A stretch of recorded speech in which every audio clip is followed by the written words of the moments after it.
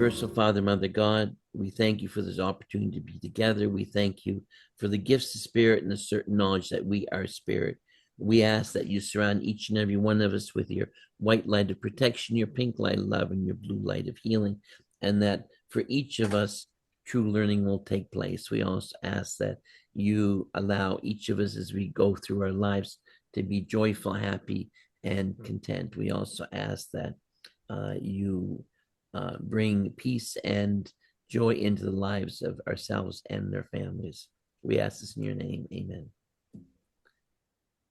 Okay, thank you, everybody. So now, are there any questions? Um, there are. Um, so so if I start with from the point, where we are getting into the meditation, you Yep. asking to connect with your higher self, and then you ask your, the name. So my question here is about, again, running from logical and, that sort of mind. And Yeah. my question is that when we hear any name popping in, is that the name that is only supposed to be a meaning that is holding a meaning for us? Or is it like somewhat universal? For example, I went into my meditation and I heard Ruhan, right, as a name. And when I looked up generally the meaning of Ruhan, it was about an Arabic word which also means higher self. So so I was a bit here, I mean, in my head, I was just going around, okay, it does connect, but how does, is it totally personal, or because there are a lot of angels, archangels, which are universal and they have that universal name, the name that pops in, is it something very personal, or it can be really, generic in terms of that? It depends on what you're doing and why. What I would say is we have to remember that spirit is always connected to us. So every spirit that is, and this is overstating it, but it's also true. Every spirit that is already connected. What happens is it's more about our attention than it is about whether they come and go. If you understand me, when we think of when we're connecting to them, they may they may do something like share a name, and they may also kind of just be there. Like they don't necessarily have to give you a name either. Like that's not necessary, because they're always connected. They're always able to give you guidance and support, and especially if you're uh, from coming from a loving place, and they're always coming from a loving place. Really, if we, as long as we're filled with that, that's what we attract. The other thing I All would right. say is that if you're like if you're going into a meditation thinking, well, I really want to know what the name of my guide is, I want to like that kind of thing, a name can appear. It doesn't necessarily, it doesn't necessarily mean that that's your guide, but it may be someone just wanting to tell you they're there. It could be that simple. Meditation is not like if you go into a meditation and with the intention of seeing a guide, and there are some that I've done where you actually go in and the guide comes and talks to you and you see them and you get the name and all that stuff. That's all good, and you can assume that that name has some meaning, and even though from the point of view of looking in the book it means higher self, I wouldn't take too much give that too much worry or attention. Like what I would just know is that what you're connect, if it feels right, then you're connecting to a higher guide. And angels and like all those other entities, like they're always around. Again, I'm oversimplifying it probably, but like we tend to make it complicated because we are by nature solitary. Like we're in here, we think, and we feel solitary, we feel separate, we feel distinct, separate from them. From their point of view, they're not separate. Like they're connected to you, and they know they're connected to you. So you can feel their thoughts, and if a name came in and it feels meaningful, then that could absolutely be the name of one of your guides, for sure.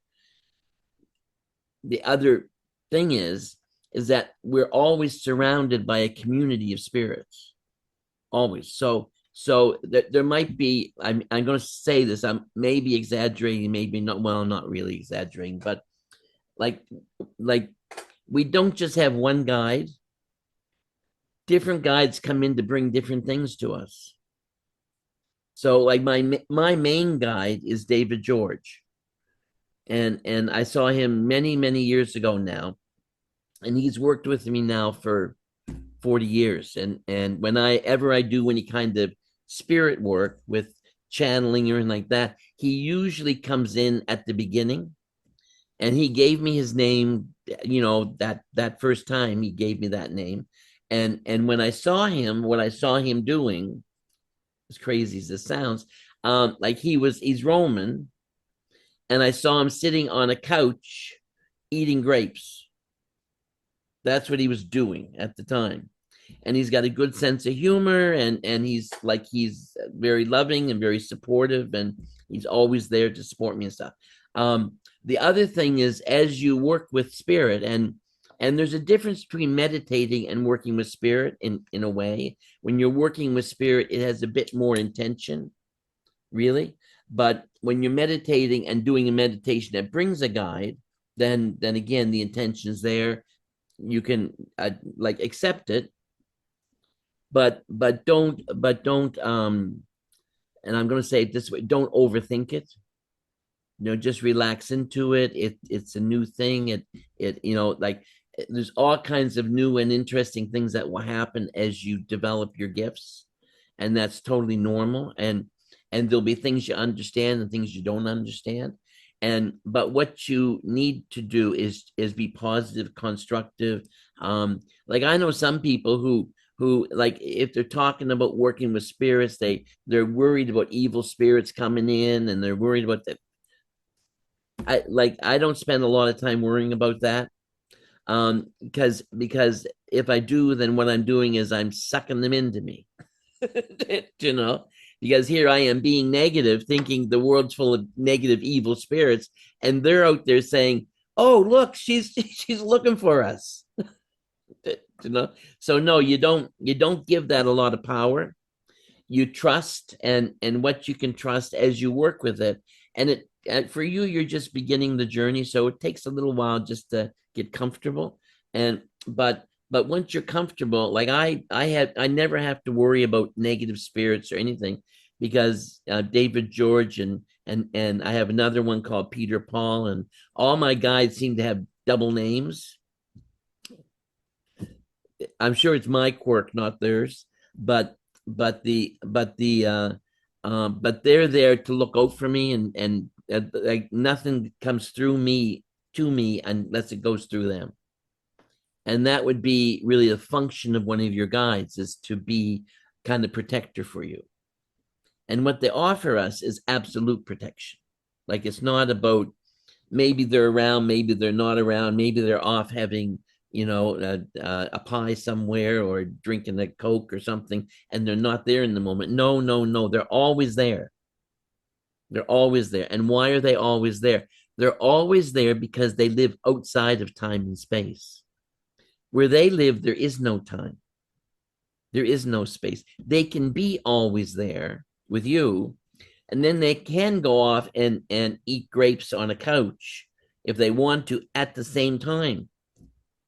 And then at the same time, they can be off with someone else doing something, and someone else and someone else, because they're infinite, expansive, eternal, not limited like we are here in the solitary body, thinking that we're just a person.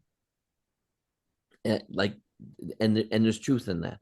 The other part of it is And again, the reason we think about guides and we want their names and we want and there's a reason for it. The reason we want that is because we're human. Like that's why we want it, because that's what we're used to. Like if you have a friend, if you have someone who's there, you want their name, you want to know who they are, you want to know what they look like, you want all that stuff. But if you think a spirit who's had many, many lives, what are they going to choose to look like? They'll choose to look like maybe someone in a past life, or most probably they'll choose to look like someone they were when they were in a life with you. Because there are no guides that you have who haven't lived lives with you in the physical. If you follow me, like even though they're not in the physical right now, was a time when they were in the physical probably, and they had a life with you, which is why they know you, are connected to you, or care about you. It's not the only reason, but it becomes a notation. They may even travel with you through generations. You don't know. So Got it. that's a very long answer to a very short question. Does that make sense to you? Totally, totally. Yes. Because I guess what I'm saying to you is that, um, and see, the other thing people do, and I don't mean to diminish it either at all, but the other people do is I mean, like number of people who tell me that Archangel Michael is with them and that's their special angel and stuff, and that's not a problem.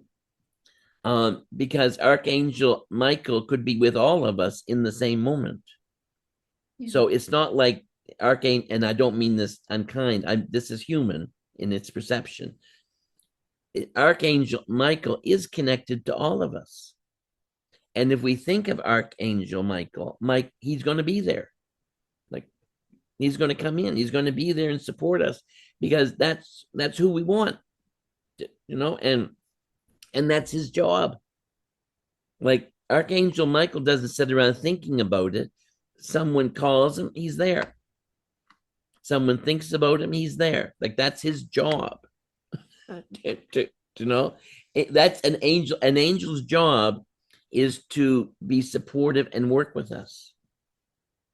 From my point of view, I don't believe angels have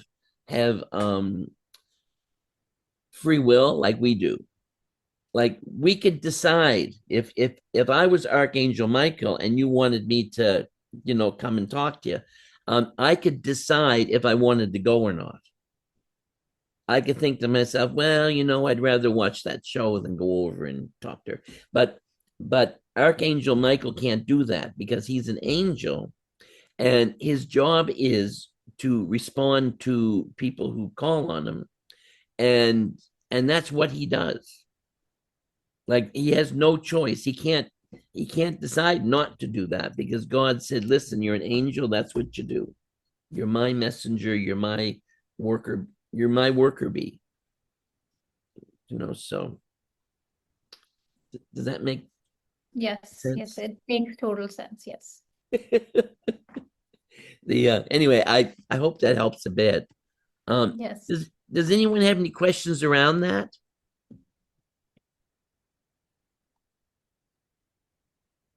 That was really interesting for me because I didn't go to church, so I haven't really studied angels per se Yeah. at all. Yeah. But I understand that completely from knowing that when the name, like Nisha, when you said when a name appears, Yeah. that you just trust that it's meant for you in whatever Yes. form that is. So Yeah. if Michael shows up, as an example, Michael is my brother's name. So what context am I thinking of it?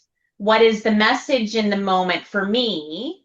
And then what is the greater message? Maybe it is Archangel Michael making that connection. Maybe, right? But it's just being aware of a name appeared. Okay, now how does that make me feel? What is it about for me? What is it about for the greater good? And um angels are wonderful. Like they're absolutely wonderful. I haven't seen them, but I've felt them and I know that they're present. So anyway, sorry. That was my takeaway. No, those nothing to be sorry about. That's great. Rashna. Yeah, so hello everyone. So Barry, I just wanted to like ask you regarding it. Yes, I have felt I believe in angels, I believe in angel numbers, I believe the signs like the feathers or like the butterflies, sometimes it is always there and something good happens. Maybe like through a video or maybe in a real world, I would say, randomly walking and the feathers are falling from the down from the sky, like being I'm in a second floor, so it's the feather is already there in the balcony if I sometimes go over there. So it is the signs are there that angels are there with us. But like these days I'm doing meditation, and yesterday it was like almost I'm trying for the 1 hour, sometimes half an hour, like sometimes 40 minutes as per the on my daily schedule at the night time. So yesterday was a very short meditation, but it is very, very beautiful. It was whole like when I start the meditation initially, it is like the running of the thoughts of the whole day. Okay, but after that, I go to a state where I think someone is there who wants to talk, and I try to connect. I just see the white light, white divine light. So, like, how we can just proceed further? I just wanted to know that. Easy. Well, an easy answer. The again, like these things happen in over time, and I mean this nice. I like what happens is like we're all connected. Like everyone's connected. It's not that they're not connected to you. Yeah, It's got more to do with you aligning yourself and fine tuning yourself so you can be aware of it. You know, like you may be aware of them, and being aware of them is almost enough because all you have to do is be still and allow whatever they want to say to you to flow into you and the but if you're thinking about it and worrying about it and struggling with it and thinking, oh my god, what are they trying to say, then like we're blocking it, and our humanness is getting in the way. But we're being impatient, like, come on, give me that give me that message, I got it, no, no, no, no. It is not and like that. It's just that no, after I the get meditation, it. Yeah, very like I felt very peaceful and amazing. no, I But then after I like felt that I think they wanted to say something. So I it did. but again, I just wanted to know that like how we can just connect with them more further at that stage when we see the divine light. I So what I would say to you is it's just you have to work on it more. You just have to work with that, being in that state of connection more. And as you do that, you get more able to pick up information, allow it to flow. Like, because again, what you're fighting and what the battle is not against connecting and not connecting. The battle is between remembering and forgetting. And when you're connected to spirit, there's a remembering that's going on that tells you you're not physical, that you are eternal, that you can't die. Like there's a validation within that. And at the same time, if everyone was walking around thinking they were eternal, couldn't die, couldn't, like, they'd forget they were human, and people would be dying all the time because they wouldn't be doing things they need to do. But the other thing is that the specialness of being human, of being solitary, of being alone within here, even though we're non-local. Like, I have an illusion that I'm in this body, but I'm not in this body. Like, I'm connected to all of you in this moment. So I'm in this body, yes, and I'm in control of it most of the time, but I'm in the body, but but at the same time, I'm also connecting to all of you, which means I'm also not in the body. So it's what happens is when I'm working with spirit and I'm receiving messages from spirit, I'm in a different state of mind. I kind of slide into an altered state, and even though I'm aware of things, it feels different. It feels different. And so when you're in that peaceful state, it's just working with that a little bit more so you can get to the place and it becomes. And how we can just get the names like as you told your name, like it was like a Peter and the David George. So you told that there is not one, there is more than one. So and how would we know about It just, as I say, it's just a function of time. Like, just you work with it, you come to understand it, you come to be comfortable with it. It gets like it's like being human makes us all impatient, and Yeah. so like we all want to be there now, like we want to get there. And but the problem is if we get there too fast, it overwhelms us.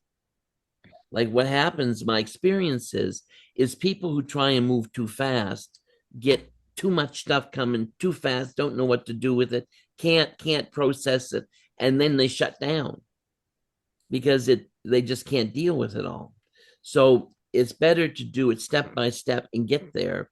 So it's really nice that you're able to go into that state and be able to connect to something and be aware that it's there. Now the next step is just to be still enough to allow the information to flow. And see, you're asking me, what do you need to do? The truth is, you don't need to do anything. What you need to do is nothing and be still. And then it comes in. If you understand me, it's not that you have to do something. You're already connected. The message is already there. So really what we have to do is be still enough and conscious enough of that connection that we can receive it. And you have to remember, and this is useful to know, remember, is that when we come into life, we make a conscious choice to forget what we are. We make that choice. And so if we develop our gifts to the point where we're able to work with them, what we're doing is we're going against that choice.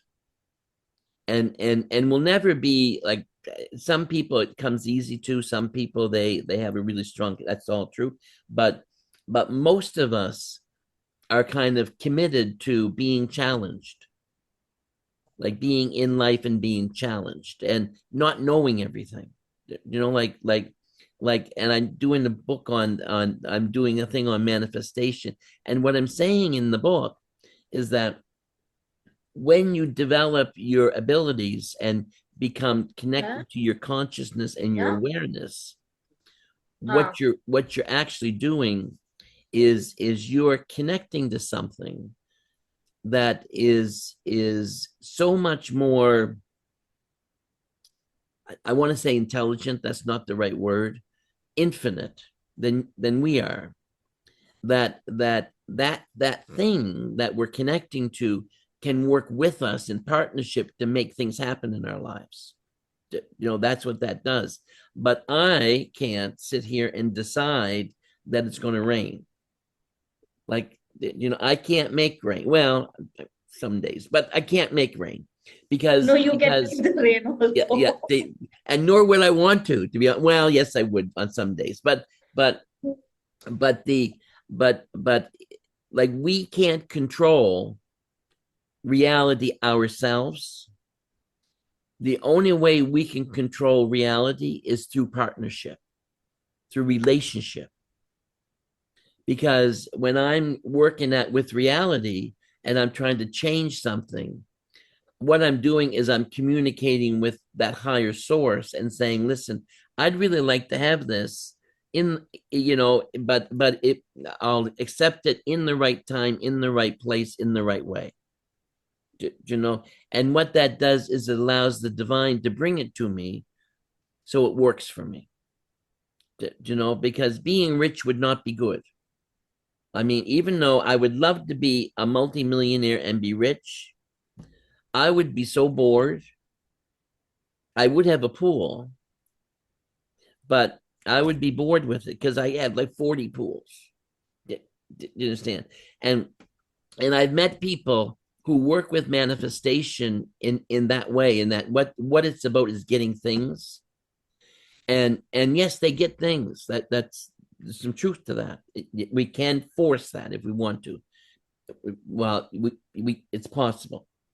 But when they get what they want, the problem is then what do they do? So here they have everything that they want in the world, everything, all the money, all the, all the cash, all that they want in the world. And they're at a place in their life where they have nothing to do anymore. What do they do now? And they say things to me like, well, I really wanted those. I got like 30 of these purses now, and I don't enjoy any of them. Because it's just a purse. It's just a purse. It used to be like the purse, but no, now it's just a purse. So it loses its sparkle because, like, if you're not striving for something, if you're not working towards something, if it doesn't have specialness to you, then it loses something.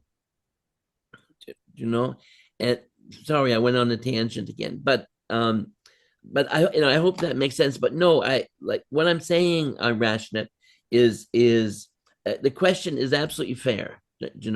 Like you're asking a totally fair question, and the answer is you don't have to do anything. What you do need to do is be still and be centered and be connected Maybe to for a that. longer period of time, more In time, like it'll being happen. in that state. Yes, it Am I happens. right? Yeah, it'll happen. You'll and see sometimes, and this is true. I'll say it this way. Sometimes we absolutely they actually tell us exactly what we need to know. They tell us, but we don't believe it. Because we think we thought of it. Like it just floated into our head. And we don't know it, that's coming from out there. So we just have to get to the place where we recognize it and know it. So for me, when I'm working with spirit, I'm in a certain state of mind, and I'm aware that everything that I'm getting is spirit based.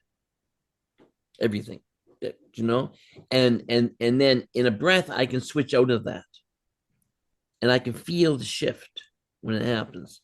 It just takes time, and I'm not, and it doesn't take like 30 years. It doesn't.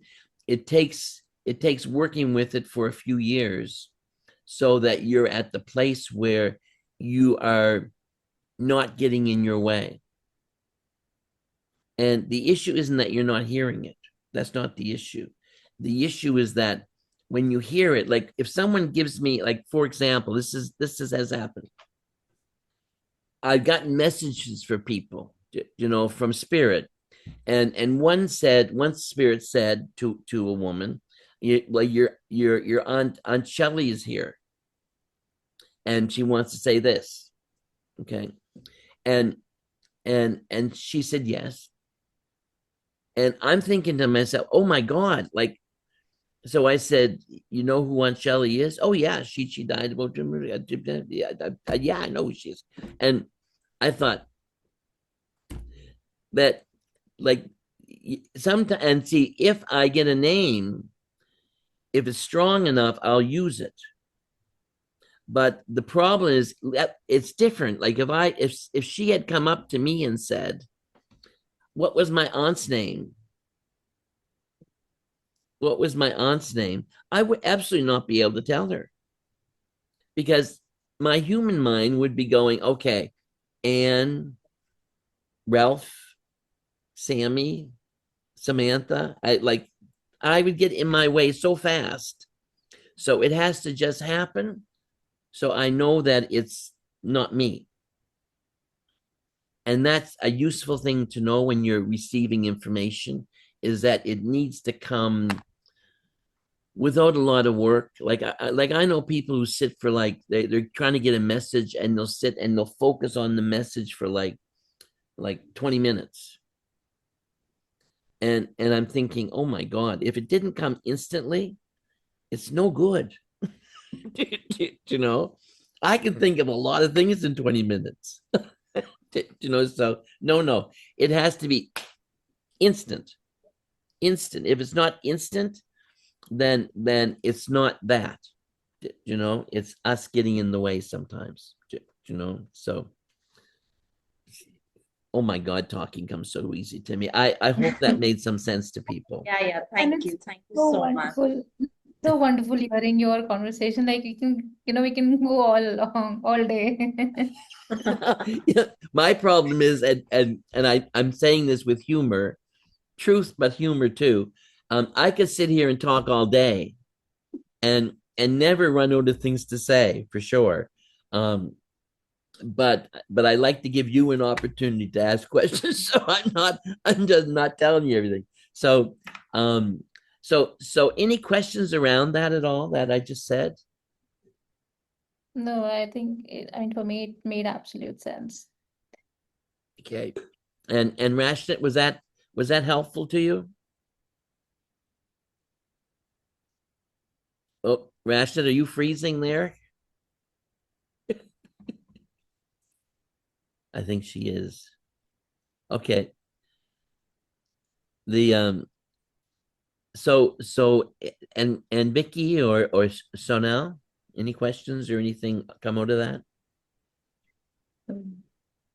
Sorry. There are a few things. For example, they say if you ask for materialistic things, when you get everything, of course, there's a flip side to it also. All right, you get bored and you don't know what to do with yourself.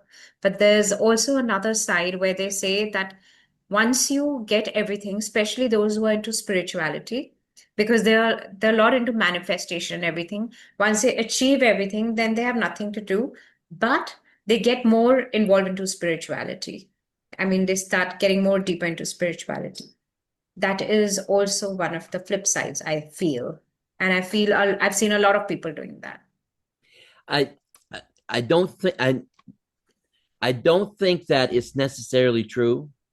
I don't think it's necessarily true because from my point of view, one of the problems with chasing money, you know, is that it has a different purpose and function than being of service. Like that, they're two different animals in a way. And see and what and I appreciate the fact that the way you said it is that people say, you know, people say all kinds of things. And if I was a people, and I mean this lovingly when I say, if I was a people who was just chasing money, I would tell people that it's like I heard that you chase the money, you get rich, and then you have the money, and then you can become spiritual. You know, and see, to me, that's backwards. That's backwards because we need to be about looking after the world before we look after ourselves. And there's a simplicity in it. There's a simplicity in it because I'm not saying you shouldn't make money. That's not what I'm saying at all. Like, nothing wrong with making money, nothing wrong with, I've said this before, nothing wrong with making bread and selling it. No problem at all. But there's too many people who are caught in the performance of it. Like, and what I mean by that is they want to appear wise. They want to appear like they know everything. They want to appear like all they have to do is close their eyes and they have every answer to every question.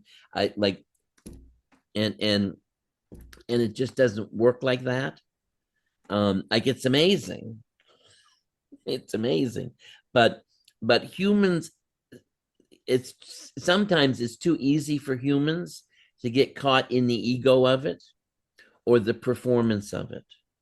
You know, and I have absolutely no, I'm because working with spirit, working in a spiritual way is not a job, it's a vocation.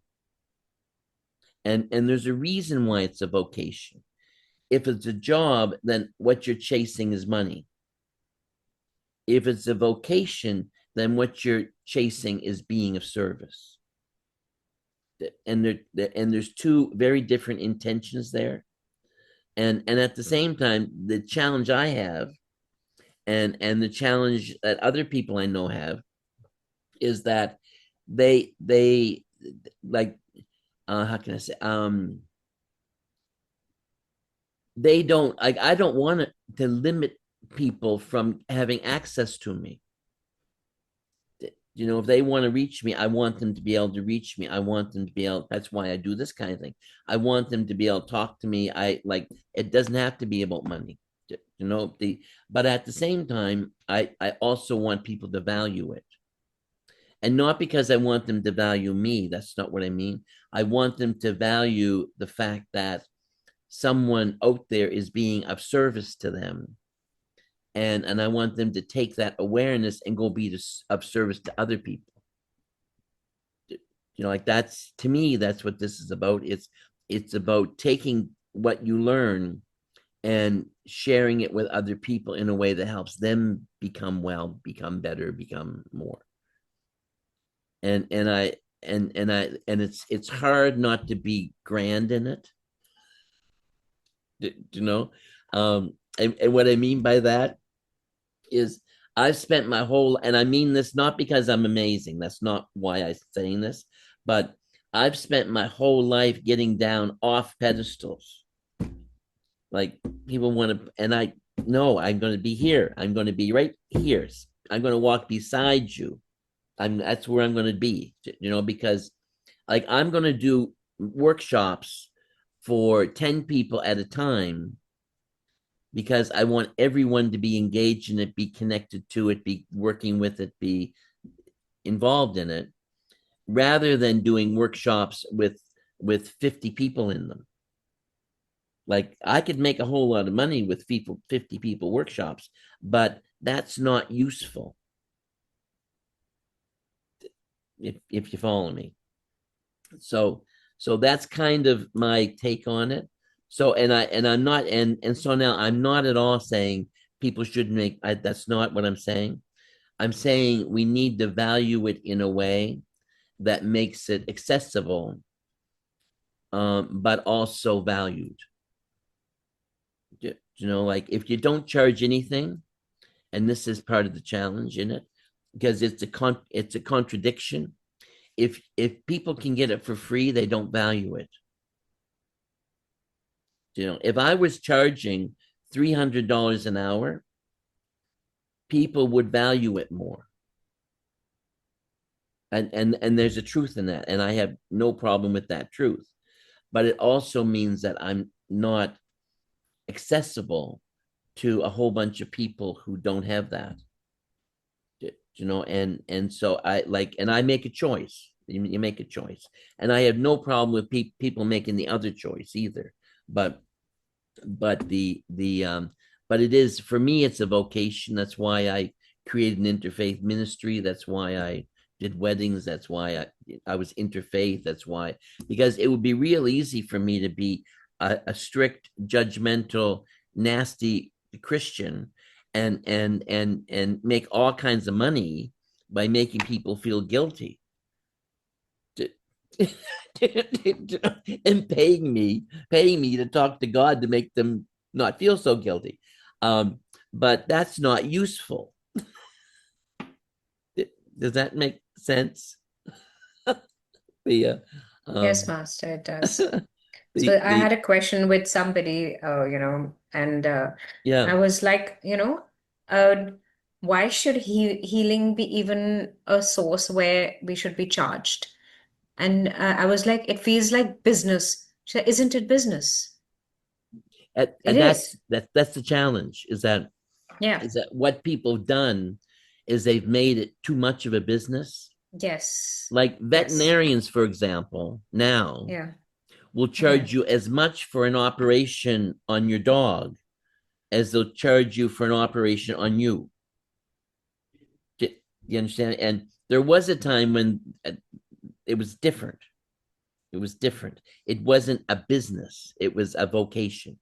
So, yeah, no, I have no problem with people charging fees. That's all normal. I have no problem with people being in it and growing in it and learning in it and evolving through it. And like I've been in it for 50 years, but at the same time I was working full time for 47 of it, doing other things and just allowing myself on my free time on my I had like 3 full-time jobs, for most of it. I did 40,000 readings in like that's over 1,000 readings a year. And that's just counted, like, just and I love it. I still love it. I still love doing it. It's the nicest thing to do with people, because it changes them, and it changes them in such a nice way. But I, at the same time, I don't want people to come, and I mean this lovingly, because the temptation is, years ago when I started this journey, I thought that since I could talk to spirit, life would be like a breeze. Oh, nothing ever bad would happen. If I had an issue, I'd just say, spirit, what do I do? Tell me what I do. I do it. I'd be good. And the challenge is that's not how it works, because I need to do it. I need to be the one working through it. I need to be the one aligning with the physical world in a way that allows me to become more and to grow, rather than, be dependent on God to fix it for me, or spirit to fix it for me. And I've actually seen, and this, I was in the room when this happened, just so you know, this happened. There was a friend of mine who was doing some channeling, and some of you may have heard the story. And she had just started channeling, so she was channeling to this woman and giving her a message. The woman's husband was not a good man. So the spirit was saying, through Elizabeth, was saying, really, you're right. He's just not good for you. You're going to have to leave him. He's just not. And so then all of a sudden, the spirit stopped talking and said, you'll have to excuse me. I'm called away. So off he goes. And Elizabeth is sitting there like,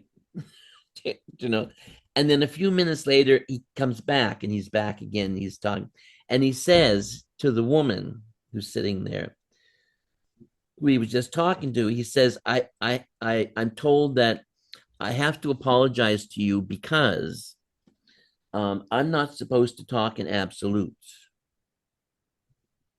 And he said, really, because I'm new at this. He said, I'm kind of new at this. So he said, I'd like to ask you to forget what I said earlier.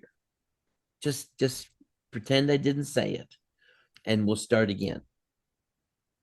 And of course, clearly the spirit doesn't know how people work, but he was, and we all looked at it and thought, oh my God, that's crazy. But it was also true, because that's what I found over the years, that spirit is much more about empowering people than about fixing people, because they can't fix it. You know, if you like, I once a lady asked me, and she had a very nice, she owns a golf course. She's quite wealthy. She loves it. It's in the family. It's been there for her whole life. She's in her 60s. And she came to me and she said to me, should I sell my golf course? There was more to it than that, but that's the gist of it. And Spirit said to her, well, you know, you love the golf course. You've been working at this all your life. It gives you an income. You love doing it. Your work. And she said, yes, that's all true. But she says, should I sell it? And Spirit said, well, you know, you've been in this golf course has been your family for 3 generations. And it's like, and she said, yes, but should I sell it? And Spirit said, yeah, sell it. And then she said, well, I don't want to sell it. And Spirit said to her, well, then why are you trying to sell it? Like, just, you don't need to sell it. Well, some people offered me a lot of money for it, and I don't think I mean, I can't refuse that kind of money. But Spirit said, well, yeah, but you wouldn't be happy. Like, the golf course is part of you. If you got rid of that, what would you do? You know, so it's really useful to, like, when you, and see, for me, I get it from the inside out, like, rather than from the outside in. You know, I'm hearing it from in here, and I'm learning it from in here, and I'm seeing what they're doing and why they're doing it, and I can feel their thoughts. So, and that doesn't mean they don't give people answers sometimes, and they don't help them out and stuff, like they do. They absolutely do. But what they don't do is be on call to make people's decisions. Because then my experience is people don't live their lives then. Like, when they have an issue, they'll call up their local psychic, and they'll go and say, well, I have to do this. Should I sell my house? Should I buy this? Should I? But that's their decision, really.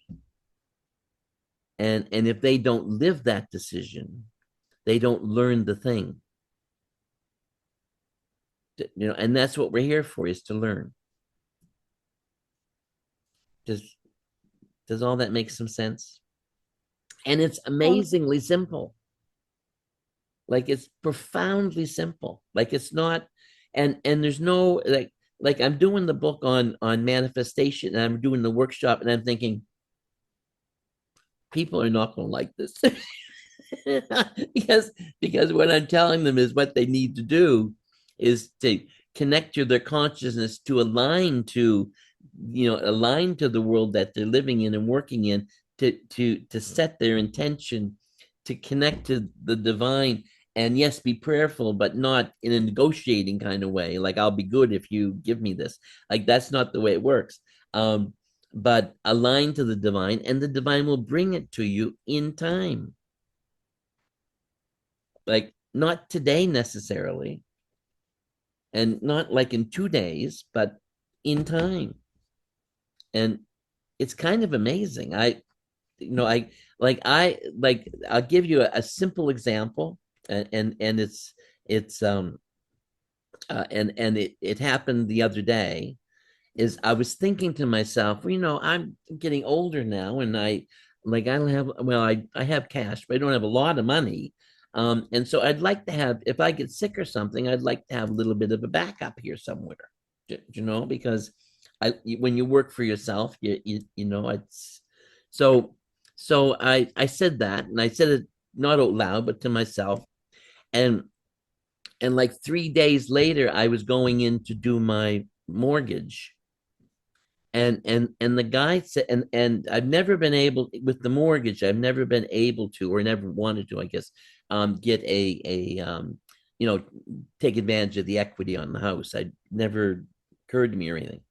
And he says, well, like, I'm sure you want to do an equity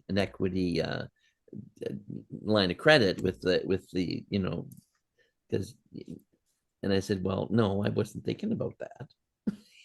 He said, well, we can do it. I said, well, I wasn't thinking about that. So, you know, and And Alex is there with me. And Alex says, well, yeah, Barry, you can do that.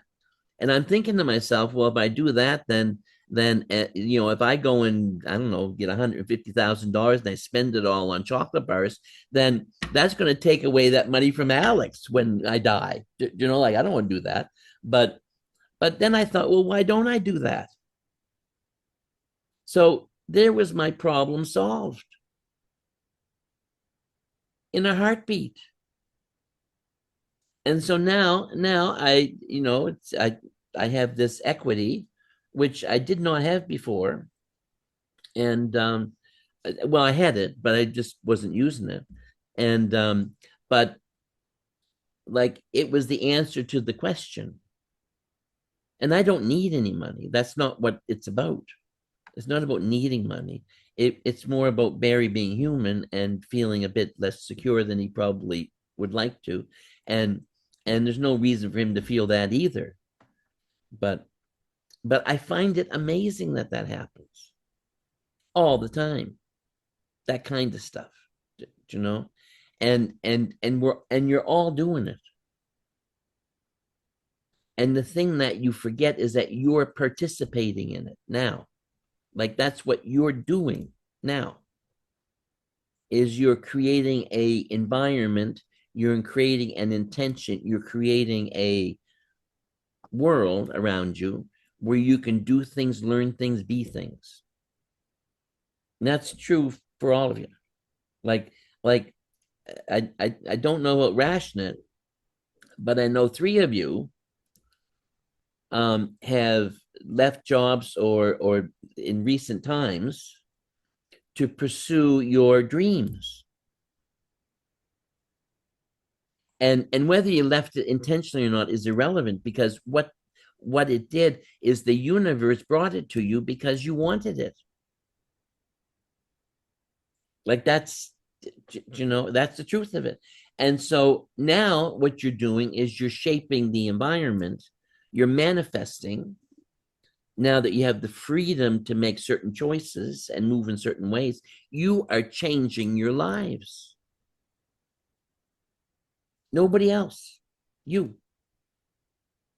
changing your lives. And this is not, and it's an opportunity. Even if it doesn't go exactly the same way you want it to go, you will learn stuff. And you will learn stuff you wouldn't have learned before. Totally. Isn't that amazing? Absolutely. Like, it's kind of shocking. And it's so persistent. It's so persistent. And I mean, and I literally talk to thousands of people, and I see it all the time.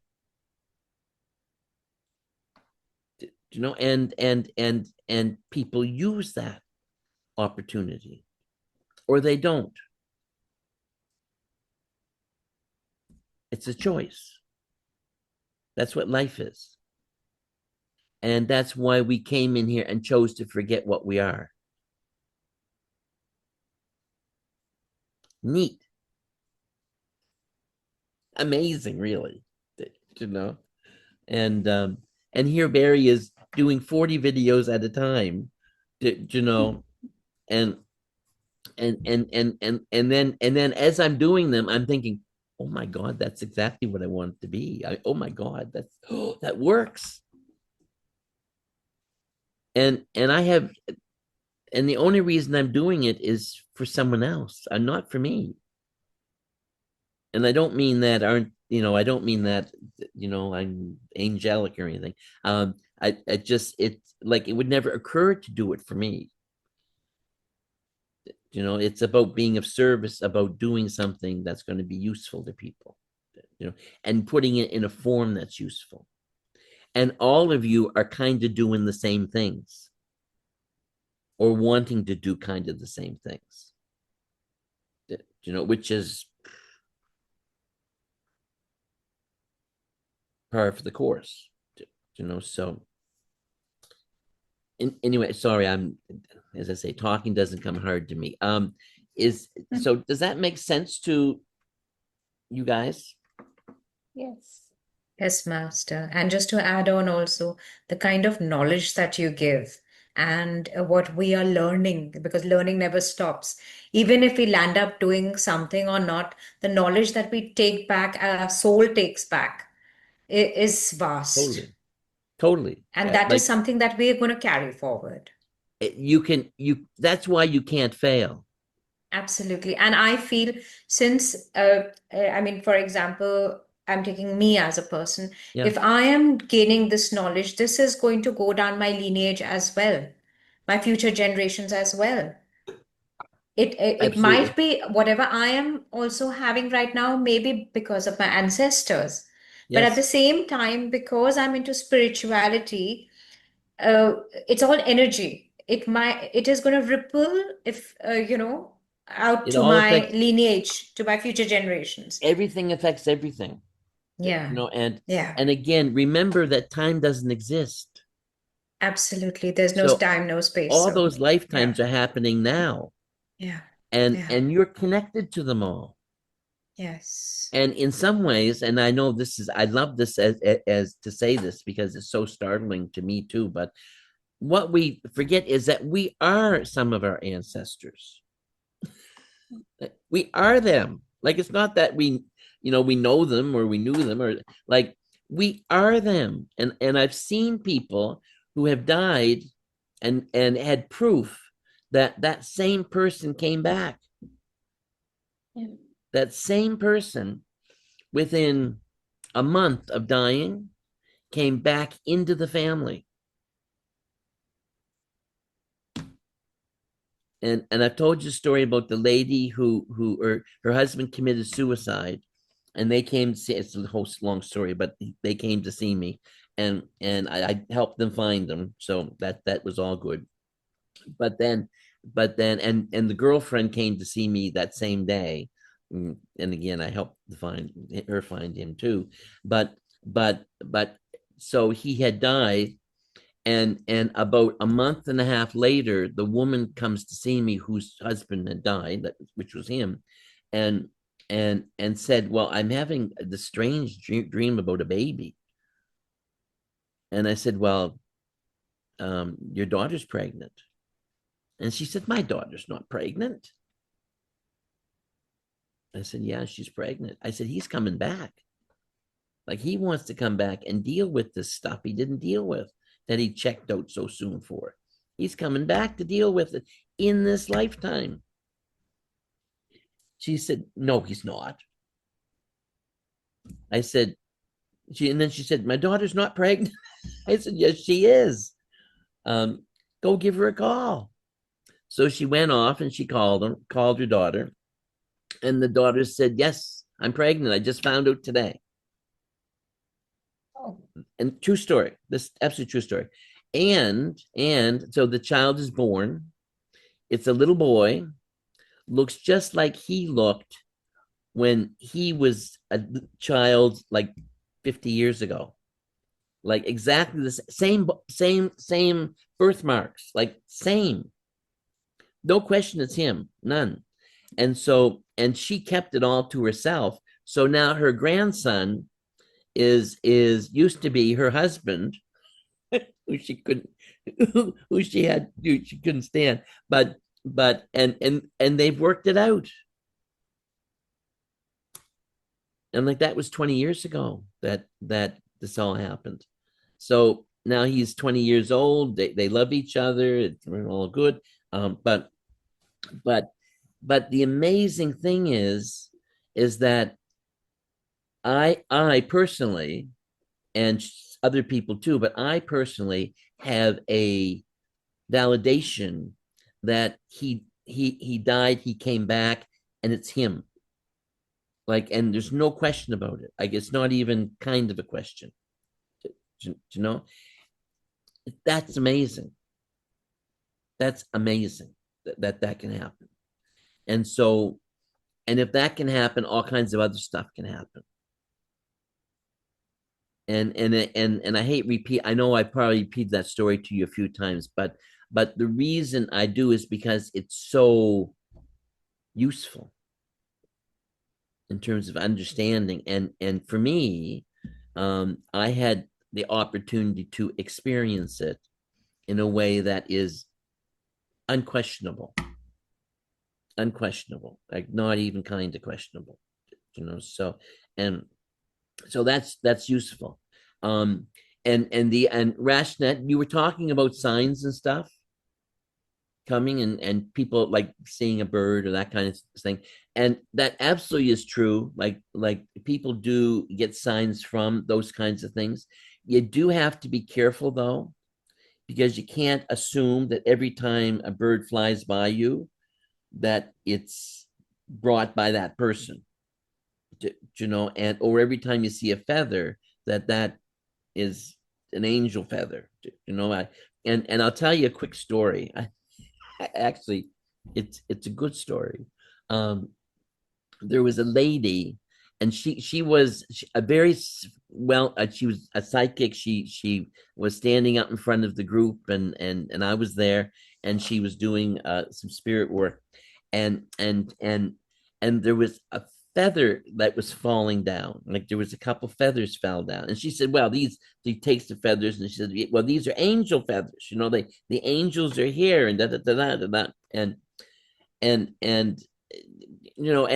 even though it would be nice to think that, and we were in a house, so, and there were little tiny feathers, so I look around a little bit, and there's a woman sitting in front of me with a down vest on, and every time she moved, like she'd go like this, a poof of feathers would come out, and so those feathers that were flying around, and people were picking them up and putting them in their pocket. They were angel feathers. They were they were coming from that woman's vest.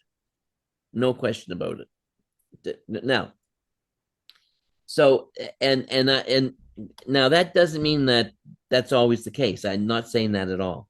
But what I'm saying is that we have to be careful to be, discerning. Like we have to look at it, ask the questions, find the answers, and accept them. If you have, I've had people who've said, like, I found $1 that my husband left me. I was thinking about my husband, and all of a sudden there was $1 in the middle of the bed, a dollar bill in the middle of the bed, and she said, "There's no way it could have come from," and he had been gone for a long time, so. In that instance, I suspect it was him giving her a message, because that's not something that randomly ends up in the middle of bed, but we just have to be mindful of it. So, but I do love the feather story. Like it was the funniest thing. I had to really struggle not to laugh and to take all these people burst their dreams and stuff by telling them that it was down feathers, but I just couldn't do it. So they probably still have them, in plastic or something, preserved. So anyway, now, sorry, I'm not letting you ask a whole bunch of questions. Any other questions? Yes or no? So with me, there have been a lot of instances where, for example, and I think I've shared that with you also earlier, me meditating on the white owl by chance, and I see a white owl right in front of me, and Yep. I've never seen it where, and right immediately as I finish my meditation, and I just pull Yeah. out my window and I'm talking to my mom on the phone. I'm like, what? I just finished my meditation and there's a white owl, and I have a video on it. Yeah. That's not the only thing. I've never seen a wolf around my house. And on the full moon, I read a card for somebody, and it was about the wolf, and she asked me, what does it mean and everything. And I saw a wolf right outside my house. I said, my God, on a full moon night, I can see the moon up there, and there's a wolf down there. How is it Yeah. even possible? It's not a jungle. How is it even possible? So there are such instances which happen, and they're actually amazing. However, there was one more thing. I finished doing meditation. I just suddenly, in my balcony, I heard a noise which was like some stone falling down, and I was inside my room. I was like, "What was that?" I actually opened my window door, and I found it was a cat's eye crystal. Where did it even come from? It's not possible. It's humanly not possible. Well, A bird cannot drop it. Nobody can throw it and no, it land up over there. fair. Yeah. So But see, those things can happen. Like there's no yeah, question. yeah, Spirit can actually move a piece of paper on a desk, can literally yeah, move it. yeah. So those things can happen, no question. And Yes. when things appear like that, like the cat's eye crystal, that's called a oh God, it's got under my head. But there's a name for it, okay? And it what it is, it's not that it's they produce it. That's not what happens. They literally take it from here and bring it here. So they literally pick it up and drop it here, you know, and so the when my brain was younger, I would remember the name, but I don't remember it now. But it's a phenomenon, and so that does happen for sure. And and when people do mediumship work and stuff, they can do that. Things can appear in the room for sure, no question. Um, but but in those instances, you know, it's like there's no question that that's what's happening. So no, that's great. And it is how spirit can speak to us. Spirit can say to a bird, "Go fly over there." Like totally can do that, no question. You know, and birds are very receptive to that thing. You know, so that's true. The so Rashna, do you have a question? Yes, Master. So I just wanted to raise a question. Like when the source is the same, it is of the universe or the divine, why do people use the different healings, like maybe Akashic, past life, inner child, womb healing, and so on, like ancestral healing? It So when the healing with the source is the divine only, and he is the, I think the universe is only the giving the healing. Okay, we are not doing it. We are just the mediator, I would say, or medium or the bridge, and we just create the space. But why the people have like named it differently? Like I because don't, as personally, I don't feel like earlier it was like yes, something different is there. But when I connected to you and yeah, understood that what is the basically the healing.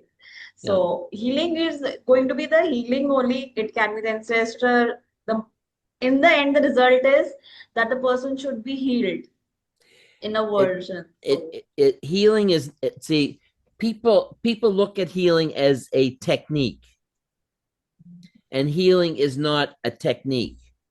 Healing is a state, if you understand me. So it doesn't matter what modality you use. Like there are like thousands of modalities people use for spiritual healing or for energetic healing. Totally.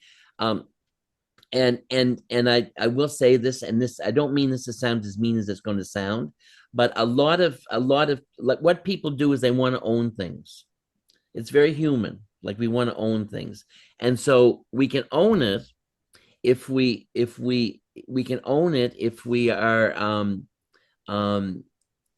if we name it and we define it and we give it a name and we call it quantum something something, or we call yeah, it, that you is know, the Reiki quantum jumping healing, to or the we call, and subconscious we give healing. you a Yeah. technique that you have to use to achieve that, and we tell you a whole story around it so you have an understanding of how it works. And the truth of this is the way you're healed is you receive the healing, you're healed. Like it's not the technique means nothing. The technique is just a thing. It's an intention. And the technique itself doesn't mean anything. I see I had Tanvir here. She's joining us. I'll let her in.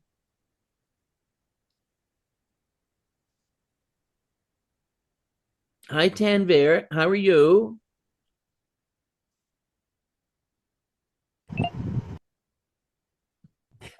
How are you? Oh, sir, I'm good. Oh, God Sorry, bless you. Yeah, I got my time late. I got the you event saved for you 12 did. o'clock God instead bless you. of 11. We'll work it out. We'll work it out for next time for you. Okay, So thank you. we've got about maybe 15 Yes, I minutes or so. realized that I got my time wrong in my That's time zone. okay. That's okay. Yeah. So we're just talking a little bit about healing, and I'm and Rashnet was asking, like, why are there all these different names? Because it's basically the same, and that's the truth. If you read my book, I have a book I wrote called Spiritual Quantum Healing, and when I started writing it, I was going to write techniques, Okay. and I got like a half a chapter in, and I realized there are no techniques. Right. Everyone is whole. Everyone is whole. Everyone is fine. Everyone can connect to inner healing. Everyone can heal themselves. And yes, we can give people healing through our intention and connection. But at the end of the day, any healing that happens in here. Right. Like, we accept it, we believe it, we strengthen it. Like, it's why the example I use is the Father Andre in Montreal, Canada. He was a well-known Catholic priest who did so many healings of people, and people would come in and on crutches and walk away. People would come in blind and see. It was absolutely amazing, and he died about 20-30 years ago now, and people still go to his tomb, which is in Montreal, at a place called the Oratory, and they touch the tomb and they're healed. And Father Andre has nothing to do with it. They're healed because they're touching the tomb and they believe that he's going to heal them. That's why they're healed. So we have so much control over our physical bodies, much more than you'll ever understand in this life. So and I see yes, you uh, yes, you have a question. I see I your do. hand up. Yeah. Yeah. Yeah. Yeah. Adding on to that part of the healing, right? A lot of people are like, it's only one session is required to heal. I mean, you are doing the entire thing in one go, or they're like, a pack of 2, 3 sessions and 4 sessions. And so, how does it really work? I mean, is it about fine-tuning yourself so much that you reach a level and then only you can actually, emit that kind of energy to have one session, or how does it work? I see, we're human. So because we're human, we believe that healing comes from outside in. So what people believe is that when you do a healing for someone, you're taking your energy, you're healing them. That's what they believe. And sometimes it takes a real healing happens instantly. Like, you're healed. Someone comes in. I've had people come in and do a healing. I've had people come in for a reading who had issues and leave without the issues, because when I took their hands and I did a healing, which I did for everybody, the disease was gone. Like, it was gone. Like, they were good. And some of them had physical issues with their. One lady, she had her jaw was way over to the side, and was because of an operation she had years ago, and when I took her hands, her jaw slid back into space, into place, and the doctors had told her that she would never have that healed ever. And so I did, and then I had her come back a few times just to reinforce it. And I didn't charge her, of course, and well, truth, I didn't charge her initially either, because it just happened. But she called me about 20 years later just to tell me that it was still fine. She said, "Oh, I'm just calling you, Reverend Barry, to tell you that my jaw is still 100%." So like, and so the question is, if you're asking, do people need to go for multiple healings? It's so belief oriented, grounded in belief, and I would not, I can't say to you, don't go to a doctor, don't go to naturopaths are amazing because they can tell you stuff that's going to help. And homeopaths are amazing because they work with the energetics and they can help you. Like all those things are amazing, but at the end of the day, we heal ourselves. That bottom line, we heal ourselves. But sometimes we need, because of our belief systems, because of what we've been taught, because of our internal programming, we may need to go for several treatments to someone to actually, like acupuncture works amazing too. I mean, they all work. They all work. So, okay, so one more thing around it, right? So Yep. if I say that I'm like starting my journey right now, Yep. right? And still, so if I correct my belief that, whatever happens in this session, if I'm healing somebody, and it will happen in that session, and if I, rectify that belief, which I might not have earlier, but now I believe, and I more believe it powerfully. So does that mean that it is nothing to do with anything fine-tuning your own self, or is it about literal belief? I mean, fine-tuning, when It, I say it's about the meditation, like, going into that journey, of course. what I would say to you is that everyone can heal everyone. I don't mean it to sound vague, and I don't mean it to sound too complicated, and I don't at all. But and I've been doing healing for like 35, 40 years, and I feel it. Like when I send energy in, they feel it. I feel it. I when I sit in front of someone, I feel their aches and pains, and I don't feel them like I'm sick with them. I just am aware of them. I feel them. I know that there's an issue. I know it's this. I know the issue is here. I know the issue is the back of the neck or the whatever, or the stomach. I can feel it. But and that's my, and I can feel them because I'm connected to them, and part of that's awareness and consciousness and stuff like that's part of it's that, but part of it is also that we are and we can heal people, we can send energy in for sure because they believe we're sending energy in, and if they believe in us and they believe that we can do it, then it's more likely to do it. That, if you understand me, if we believe in us, we're more likely to be able to do it. If you follow me, because it's all about connection, and I'm over, like, I don't want to diminish it in any way. It is amazing, and at the same time, I don't want to oversimplify it either, because it is amazing. It is energetic. It is real. So you've But simplified enough, actually. It's a yeah, good thing.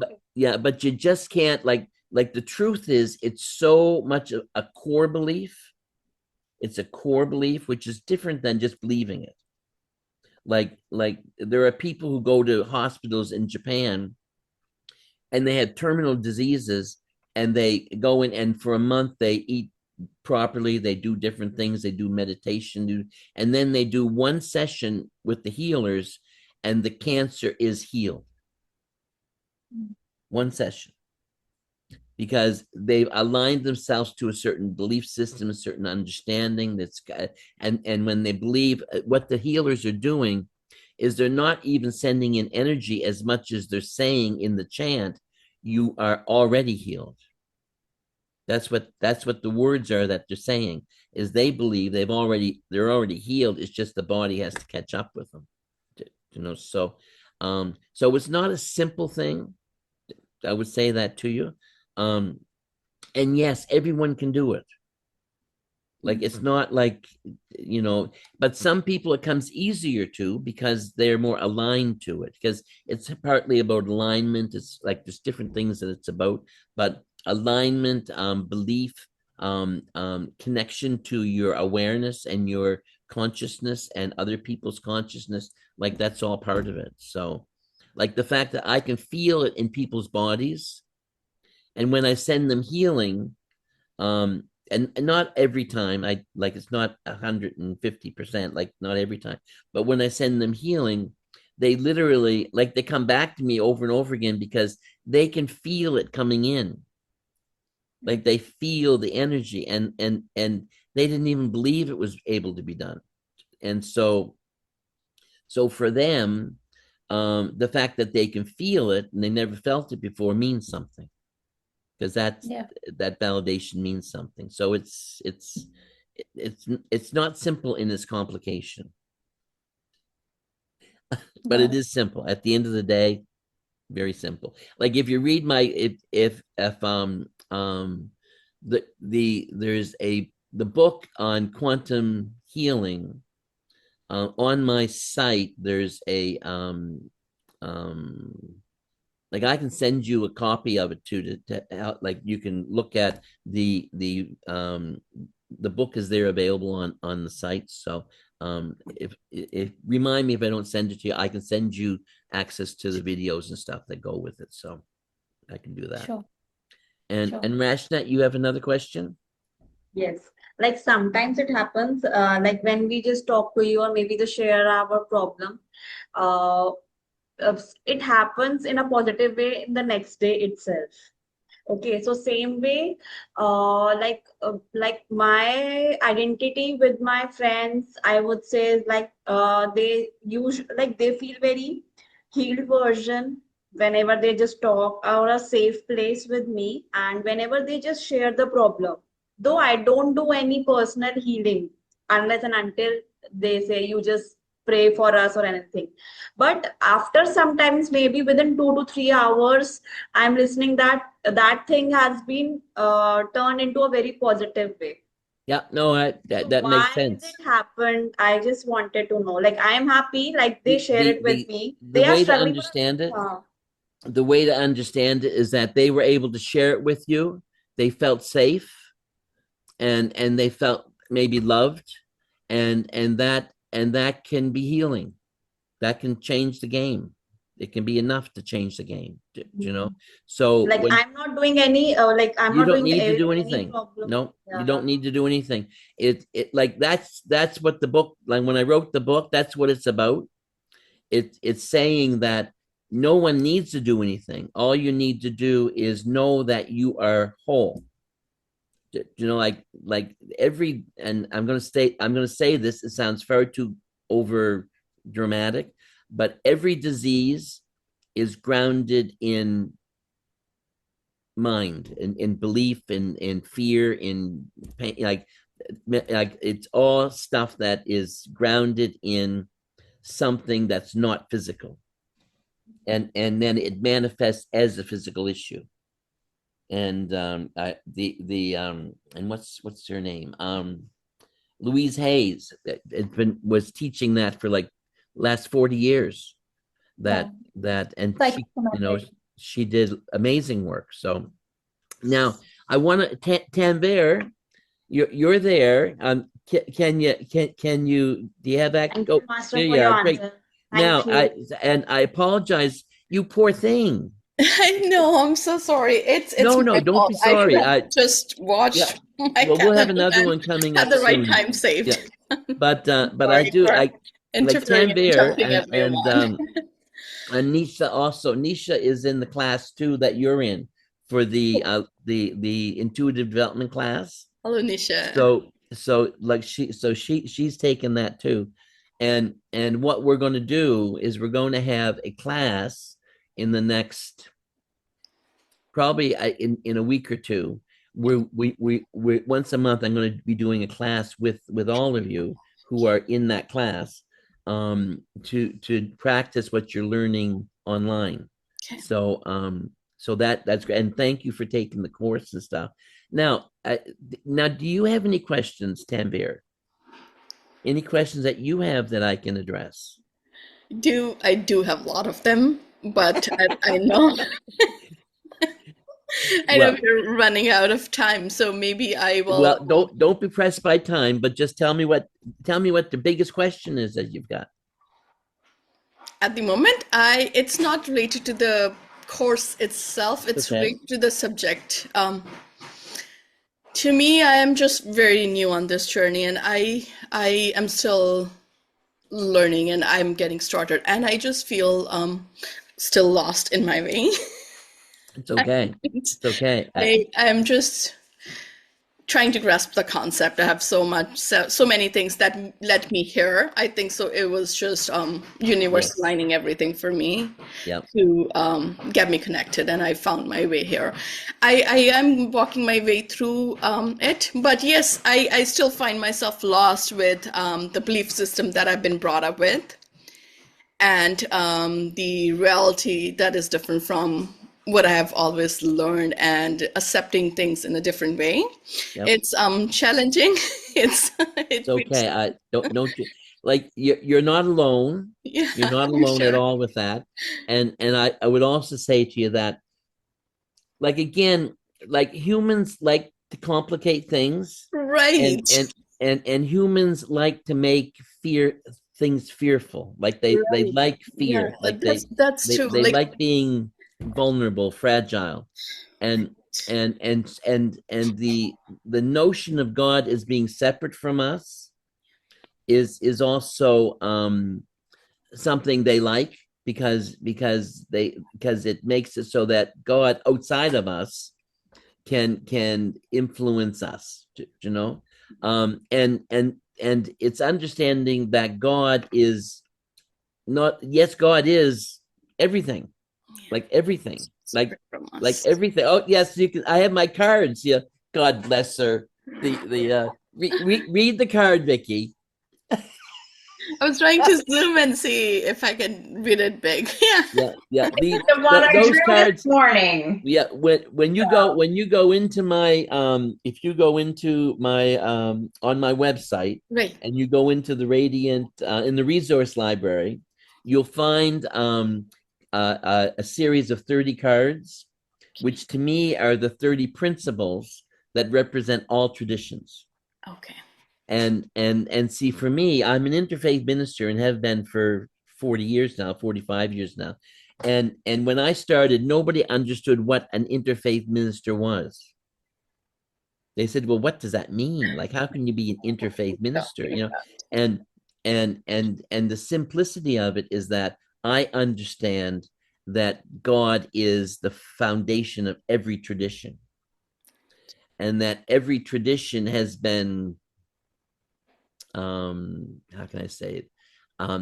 The humans running every traditions have manipulated a truth to serve them in some way, and not always badly. You know, sometimes they thought they were doing good. You know, but there's a manipulation there, and what the manipulation is the manipulation is the belief that God punishes us and that God judges us. And that is just not true. Just not true. There is no judgment in God. God is unconditional love. That's what you are, and that's what I am. We are an expression of that. No question. No question. And people say, well, what about evil? You know, evil's out there. That's a thing. No, that's the absence of a thing. Do you understand? Like, evil is the absence of love. And people choose it, or they don't. Do you understand? And when they choose it, they live a certain way. That's what happens, you know. And no, God's not going to punish them. That's they're not going to get punished for it. They're going to punish themselves in a way, but they're also learning stuff. Like, how can you be compassionate if you've never made a mistake? Like, if you've never had a problem, an issue? How can you understand what being positive is if you've never understood what being negative is? Do you understand what I'm saying? So there's a learning in everything. Like, you can't not learn. You can't, you never fail. Like, everything you do, no matter what happens, you learn something. That's useful. That's useful. It's not useful if you're not listening, but later it's useful because then you remember that you already knew that answer and you forgot. Do you understand? So yeah, no, it's and half the journey in our spiritual lives, no, most of our journey, no, half the journey in our spiritual lives is unlearning things. Yeah. Like that's the key, is we have to be prepared to let go of the fear, to let go of the limitation, to let go of all that stuff, and to realize that being human is an absolutely amazing gift. Absolutely amazing. Because here we are, believing that we can die, believing that we can fail, and striving, being courageous, learning, doing things, testing ourselves. You know, years ago, people used to eat plants and they didn't know whether it was going to poison them or not. Like, and they worked it out. You know, they learned stuff. So we're learning stuff.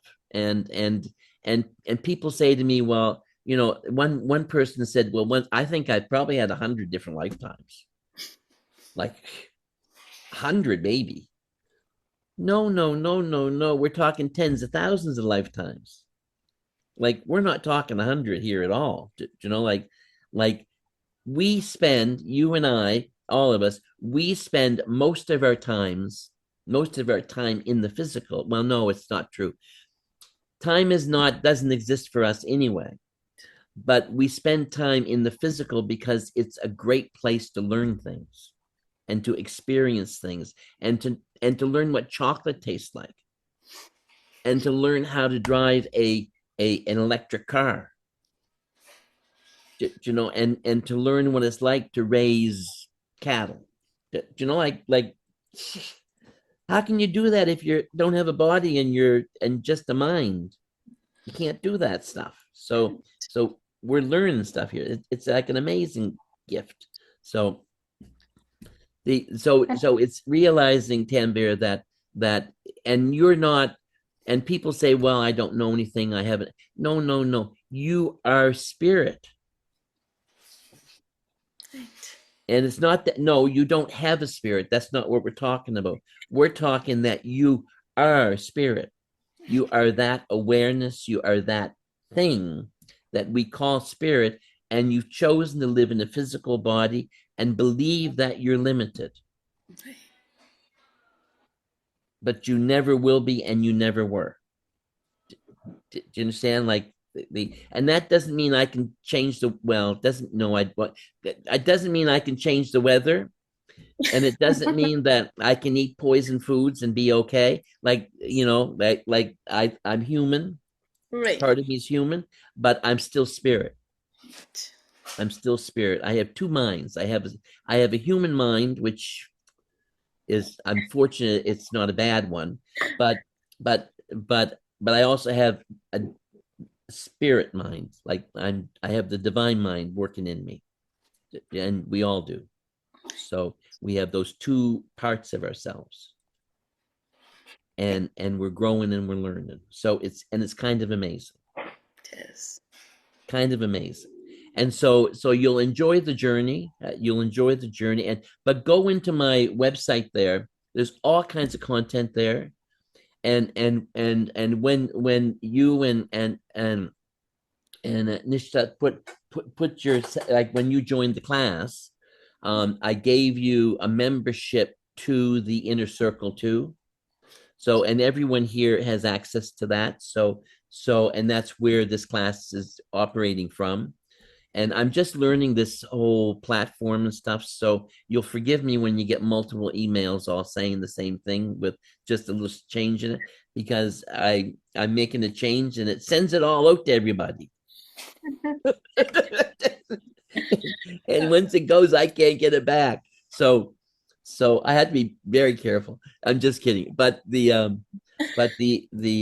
so I'm learning it, but this is the first time we've done this Q&A thing on this platform, and I must say as you can tell, I enjoy it, but I'm hoping you're all enjoying it too. Yeah, absolutely. Time in this physical dimension flies.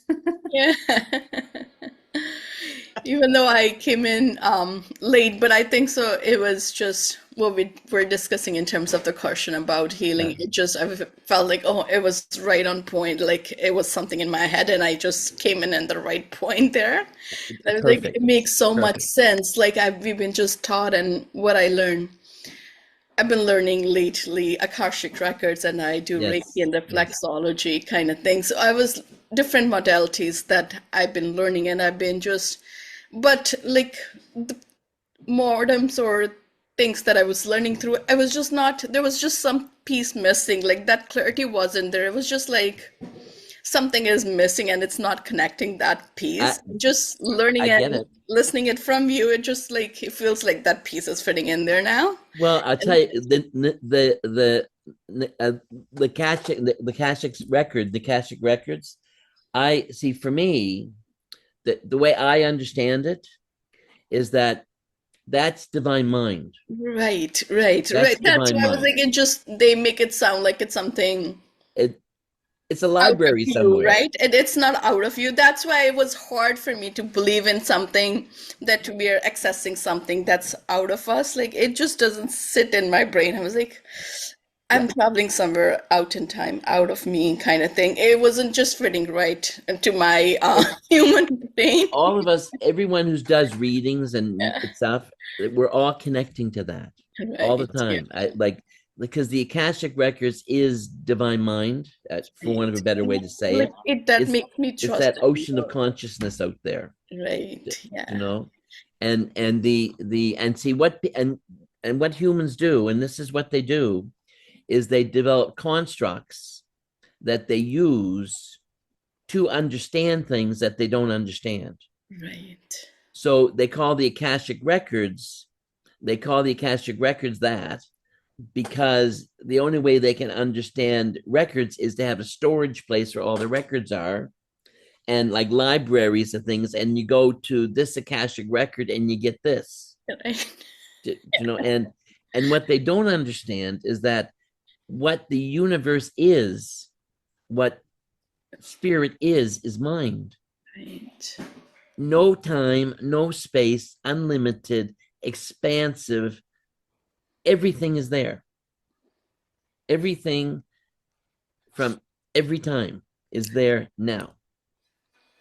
Because there is, we live in linear time, but spirit doesn't. They live outside of it, and which is kind of neat. I mean, all kinds of neat stuff here. So, and you're going to find that I love talking. So I apologize if I talk a bit too much. But yes, you'll enjoy this, Tanvir, and you will. But go in and take advantage of the Right. stuff that's there, Right. because there's lots of material, and I have no problem developing content. None at all. The issue I have is making it as accessible to people as I can. Like, you know, like people have to find me, and I've written books. Like I in the last 7 months, I think I've written 17 books. Oh, Please transmit all of it energetically as well. that's I think beautiful. And Yeah. and they're totally and they're available on Kindle. And there's some of the stuff like the You Are Spirit and some of those books are available on in the material that I have up on online there for free. Like you can access it. So and when you joined, I think when you joined, and this may not be being true about this, but I think you would have gotten as part of your joining access to the 30 simple spiritual truths. Is that true? Is it in your Checked package? it.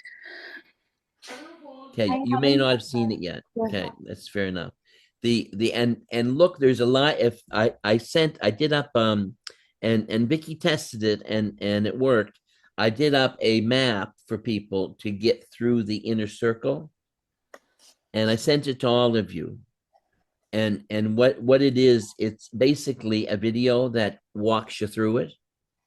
Because the issue isn't that, like, the problem is I have so much content, it's real hard for people to find it. You know, and it's all, and it's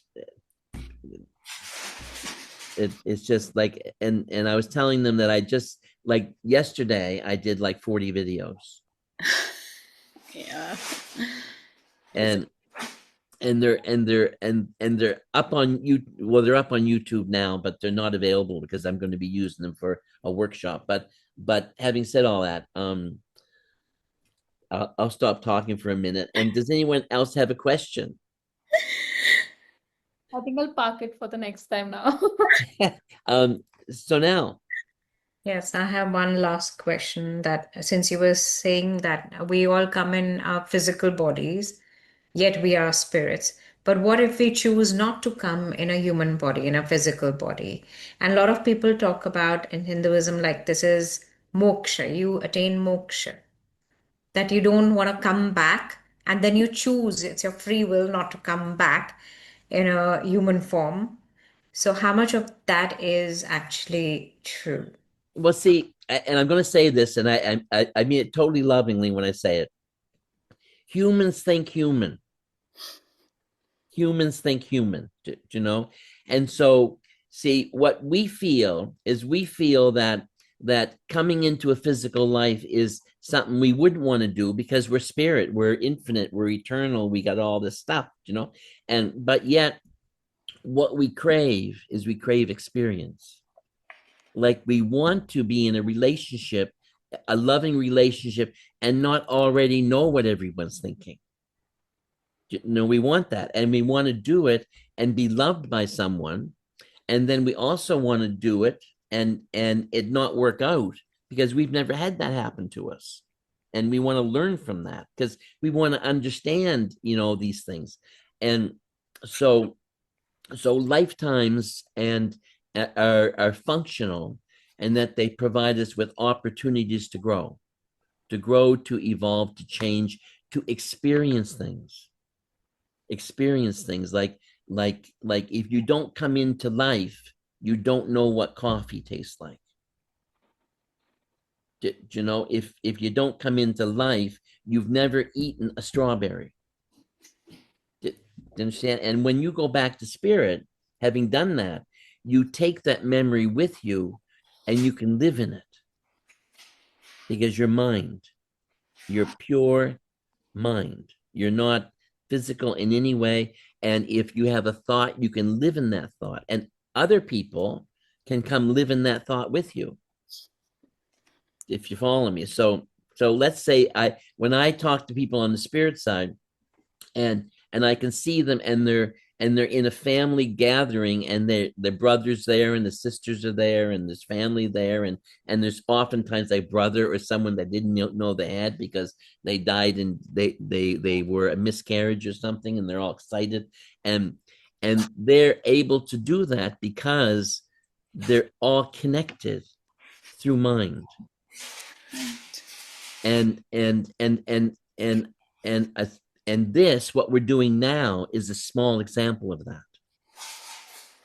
Is a small example. When we do classes online, we're able to give each other messages, not because we look at their faces and we read them, but because we are connected to them on a level that is not physical, not even kind of physical. And so that truth is really useful to know, because it means that what we're doing is we are expanding every day. We're learning new things every day. We're doing new things, and people, and in answer to Sonel's question, the humans are the only ones that think that being here is boring. Do you understand? And when we and let's say we come in and we experience everything a human being can experience. We're a man, we're a woman, we're a child when we die, we live on the ocean, we live in the desert, we live we have all those experiences, thousands of lives. And then what we do is we start coming into lives on other planets in other forms, because there's a whole new set there. Because this planet is quite different and we're different because we don't breathe oxygen anymore. We breathe something else and we eat something else. And sometimes we don't need to eat anything because we absorb it. Do you understand? So it's realizing that all those things are experiences and they teach us. And what they teach us is how amazing the world is. And I mean the world, the cosmos. Do you know how totally infinite eternal mind is? Totally infinite. Like there's no limitation to it. There's no boundary to it. There's nothing we can't do. That's all true. But we want to experience things. Like when you think about spirit, everyone thinks, well, it must be great to be spirit. Well, yeah, but if you're a spirit, how do you get to watch Star Trek? Like what's a life without Star Trek? Really? Like let's make sure I come in the right time for that.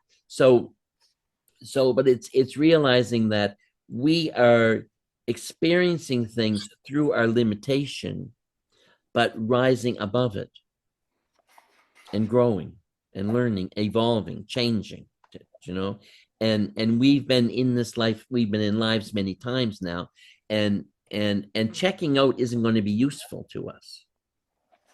Because, if we decide to commit suicide because things are too hard, and I don't mean this as a judgment or anything, no judgment in it, but if we check out, we're going to get to the other side and we're going to say to ourselves, damn it, I almost did that. I almost got through it, and now I got to go back and do it again. I hate that part, So like that's the nature of a life, is life is about forgetting what we really are in the physical.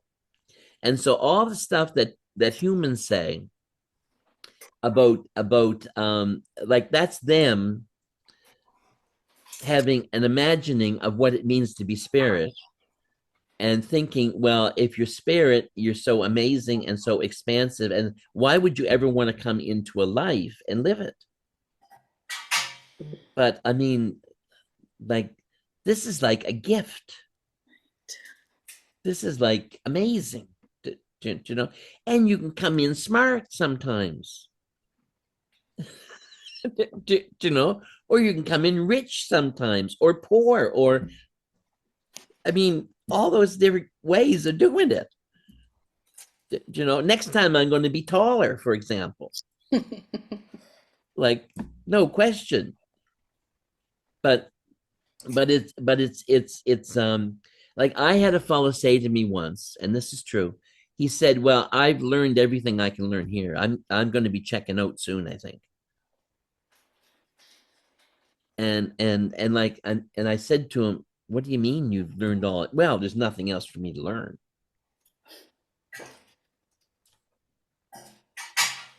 And I'm thinking to myself, well, okay, yes, is that true? Now, can you weave? Can you grind grain? Can you, I mean, do you do pottery? Like, what do you mean you've learned everything? What do you mean? Like, have you planted crops recently? No, you might check out, but you're going to say to yourself, oh God, I was stupid checking out that early. So it is amazing. And that's what I guess I try and share with people, is that awareness that even though we're human, we are so much more than that, and that being us is a gift. Total gift. No question. And even if you're not perfect, it's a gift. I've never met a perfect person. Well, no, I can't say that.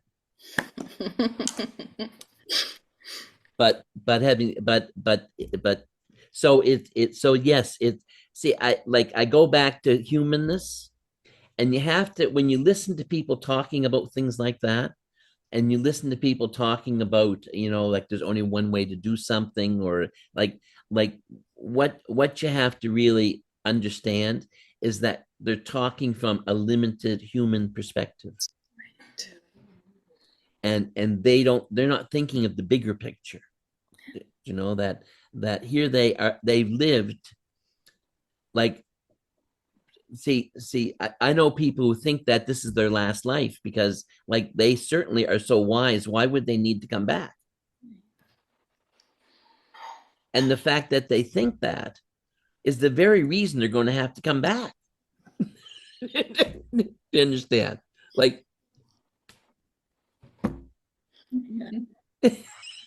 I think it's hilarious that the so so I think it's just really useful for us to simplify it, number one, and to embrace, and I don't have all the answers. I have my way of understanding it. That's true. I like I, but I must admit, like when I wrote those books, like I didn't write those so much. Like Spirit wrote most of them, and that's how I could get 17 books written in such a short time. And I mean, we're not talking about 3-page books. And at the same time, I did videos with all of them. Like every book has at least 50. Like there's a few of them. There's one of my people that buys the books. But they all have, like, every book has a video for every chapter. And so people who don't want to read can get that information. I'm trying to do the audio books, but time is such a pain sometimes. Right. Yeah. Anyway, but I did do some of them as audios, so I got some of them done. But and then I figured out how to make them available to people. So anyway, so now I'm going to stop nattering. So I'm just going to go around and see how you found today, and then and there's another one in a month's time of these, and tomorrow, next Saturday, I think. Next Saturday, I'm doing something on the manifestation, doing a thing on manifestation. So that should be kind of fun too. And I'm going to try and do more things like this too, so that people can. There's a monthly meditation as well. So, once I learn how to use the technology, you won't be getting like thousands of emails, but you'll know they're coming. Anyway, I'll go around and say, Vicky, how'd you find today? I thought it was great. I thought there was so many wonderful insights, and I love meeting you all. And I like the system, Barry. I like the fact that the emails come automatically. It can be put in the calendar. The link is there. Yeah, no, that works really well. I never occurred to me that would work so well. Yeah, and it just, that we all need reminders sometimes, and that we just need to watch for it, put it in the calendar, and then let it go, and that saves you having to follow up. So I like the format. I'm looking forward to seeing how people use the chat and engage and share questions. I mean, for us to comment back and forth, because it stimulates our own thoughts. So thank you for asking lots of questions today. Thank you. And what I'm planning on doing for the workshops is I'm going to run all the workshops through this platform. So when I do the workshops, that when we do like the levels, the different levels, what'll happen is that I'll put everything into the calendar and stuff, and you'll just be reminded, and it'll flow a lot easier for everybody. So you won't be getting a message from me the day before that the class is tomorrow. So, because I never know what day it is. That's part of the challenge. I would love to be a part of that manifestation workshop. Is that something separate happening, or is it? I'm doing a class. I'm doing one of these for it later, a little later. Next Saturday there's one going on, so same as this. And that'll just be me talking a little bit about it. The workshop itself is going to, I'm going to be putting it up probably in the next couple days. And it'll be online as an offering through the site. And what you do is just like you did with the level the intuitive development class, Right. it'll be available like that, and it'll have an element in it as well that's personal. Like we'll have a one meeting in it that is kind of one-on-one where you get to ask questions.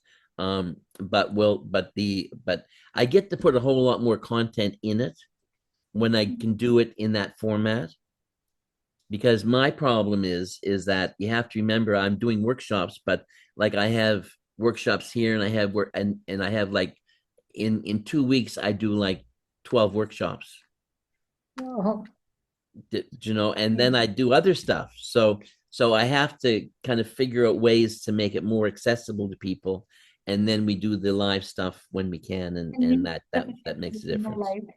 Yeah, yeah. So it's no, I love doing it, so it's all good. I'm not complaining at all, and it's not that that's all I do in a day. I just like I do workshops on Saturdays and Sundays because um I'm able to do them in a timeline that is accessible to more timelines. Like, so I have people from Singapore and people from India and people from Australia, and people, they can all make it at the time I do it. So and no matter if, when they're in Australia, it's like 11 o'clock at night.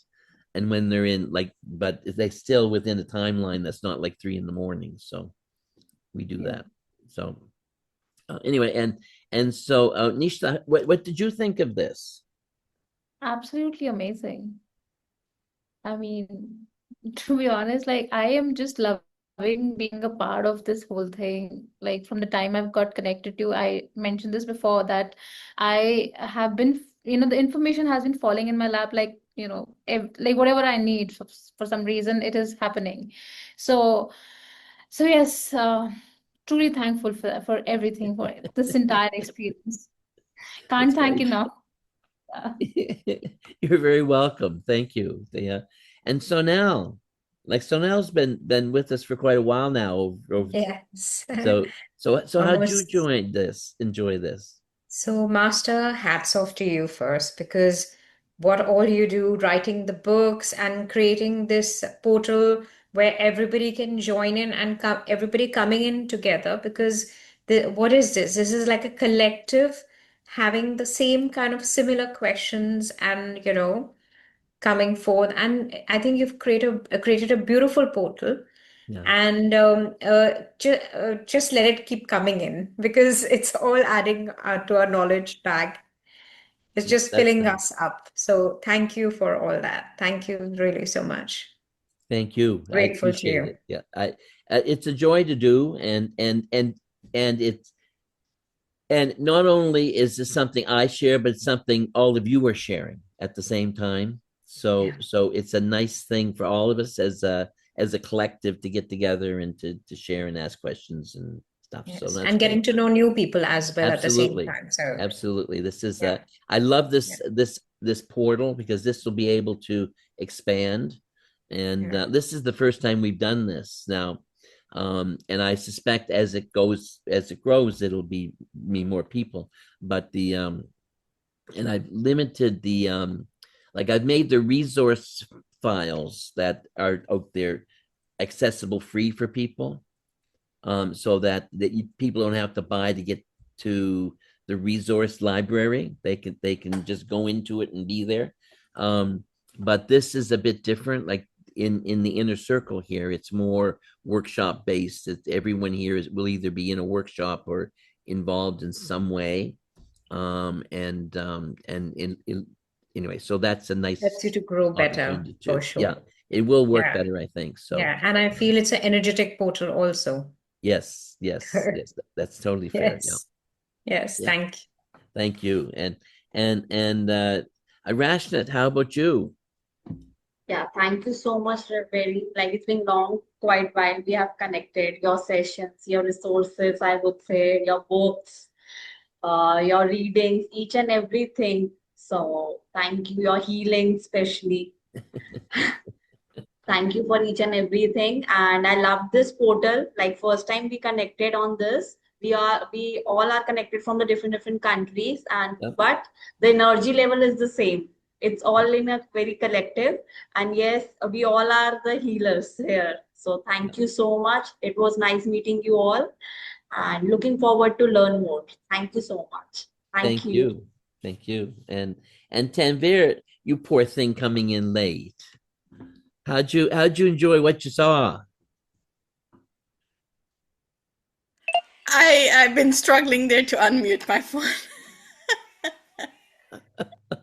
I think I'm getting bad with technology. It was amazing. Even the part that I know I missed most part of it, but whatever I heard, it was just amazing. The energy, as everyone said, was so collective and it was so different.